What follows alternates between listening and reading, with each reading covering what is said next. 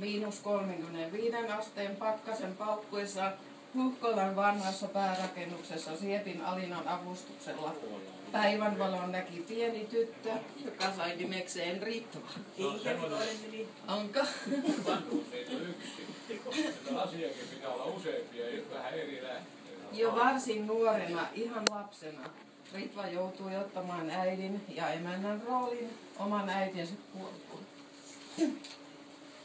Pikkutyttönä 1950-luvulla kävin Huhkolassa ja muistan hyvin, kuinka siellä silloin elettiin.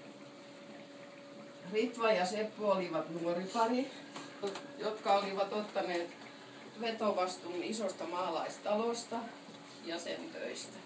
Vuonna 1961. No hyvä. Anna mulle lisää. Mä annan nyt lisää vinkkiä. No niin. Heidän lisäkseen perheeseen kuului Ritvan Martti-isä ja Tuula sisko. Harri oli pieni poika. Haluankin antaa Ritvalle suuren tunnustuksen, kun hän oman perheensä ohella huolehti omasta isästään, hoiti ja kasvatti Tuula-siskonsa. Tuula oli hyvin lahjakas koulussa, hän oli minun ikäinen ja koulupäätä olisi ollut Ritvallakin ties mihin asti. Mutta hän otti vastuun talon töistä ja koulut jäivät. Ritva ja Seppo olivat työteliäitä ihmisiä, painoivat töitä menemään itseään säästämättä. Ja työt hoituivat ajallaan. Ritvan ja Sepon elämä oli varmaan pitkälti arkisten töiden täyttämää, mutta kyllä heidän välillään varmaan lempikin leiskui. Sepolla oli välillä sellainen pilke silmäkulmassa, että ei ollut epäilystä sänkypelon säpinöistä. Sepon mielenkiinto Ritvassa säilyi ihan vähinelein. Ritvan ei tarvinnut pukea niin pieniä pikineitä ylleen kuin Siepin tuovin Jaakon kanssa. Minä en ainakaan koskaan nähnyt Ritvalla sellaisia, vaikka heille olisi ollut mikään.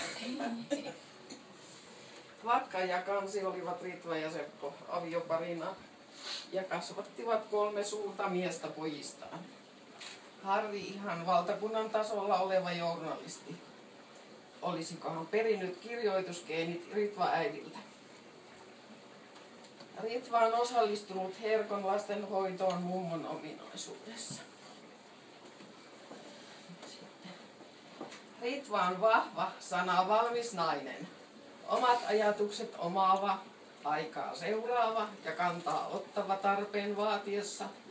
On hienoa, että hänellä kynäkin sauhuaa vielä ja pistää jutun, jos toisenkin tulemaan. Hänellä on paljon tietoa tämän kylän asioista. Hän tuntee nämä kulmakunnat kuin omat taskunsa 80 vuoden kokemuksella. Ritva onkin tämän kylän tietopankki Jorman lisäksi. Kumpa muistettais kysellä ja kuunnella heidän muistojaan, kuinka täällä ennen elettiin.